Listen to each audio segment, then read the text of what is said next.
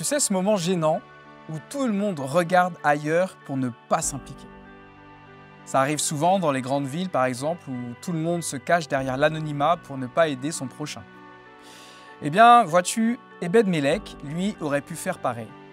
Un prophète est en train de mourir injustement et personne ne bouge.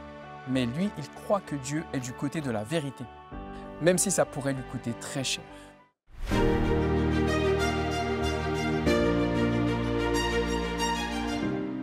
La pensée du jour se trouve dans Jérémie 39, versets 17 et 18. Va parler à Ebed-Mélec l'Éthiopien et dis-lui : Voici ce que déclare le Seigneur des armées célestes, Dieu d'Israël. Je vais accomplir ce que j'ai annoncé pour cette ville, des malheurs et non des choses heureuses, et cela se produira sous tes yeux lorsque cela arrivera. Mais ce jour-là, je t'épargnerai, l'Éternel le déclare, et tu ne seras pas livré aux hommes que tu redoutes.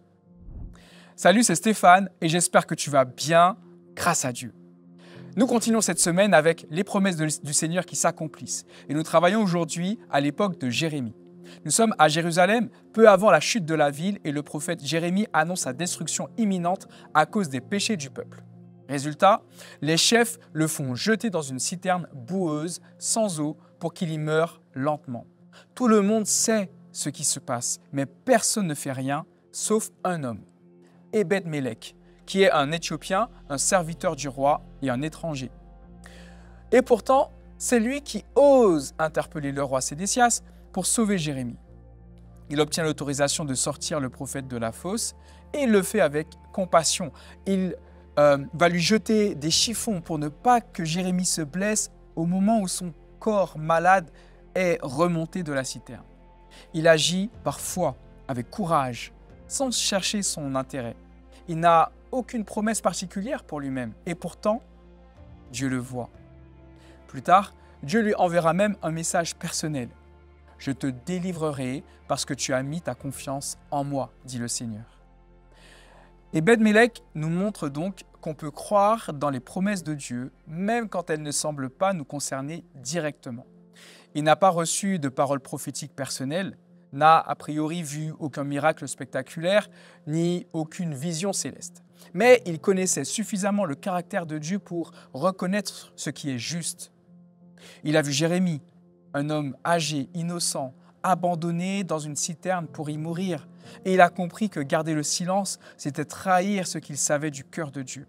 Alors, il a agi avec courage et compassion, risquant sa position et peut-être même sa vie. Il a choisi d'honorer Dieu en défendant la vie et la vérité. Et Dieu l'a vu. Alors que Jérusalem s'effondre, que tout semble perdu, Dieu adresse une parole personnelle à Ebed-Mélec. Il te protégera. Sa fidélité discrète, son courage sans gloire n'ont pas été oubliés. Dieu honore toujours ceux qui marchent selon sa justice. Est-ce que ça te parle si je te dis que ta foi peut parfois te mettre à contre-courant ? Que croire en la justice de Dieu, défendre l'innocent ou t'opposer à l'injustice peut te faire passer pour un naïf, une idéaliste, voire quelqu'un de dérangeant ? Il y a des moments où se lever pour ce qui est juste te coûtera en popularité, en confort, en sécurité. On te regardera de travers, on te dira que tu exagères ou qu'il vaut mieux rester en dehors de tout ça. Et dans ces moments-là, oui, c'est tentant de se taire, de reculer, de chercher à préserver sa tranquillité. Mais Dieu voit, il sait ce que tu fais par fidélité et il promet d'agir en faveur de ceux qui mettent leur confiance en lui, même dans les zones d'ombre, même quand tout le monde choisit de détourner le regard.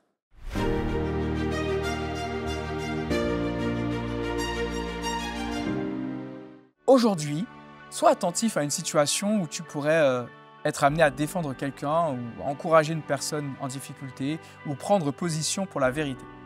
Puis, ose, fais-le, même timidement, et écris dans ton cahier, ton journal, ton téléphone, une prière. Par exemple, tu pourrais dire « Seigneur, je veux faire ce qui est juste, même quand c'est inconfortable, parce que je crois en toi. » Que Dieu te bénisse abondamment.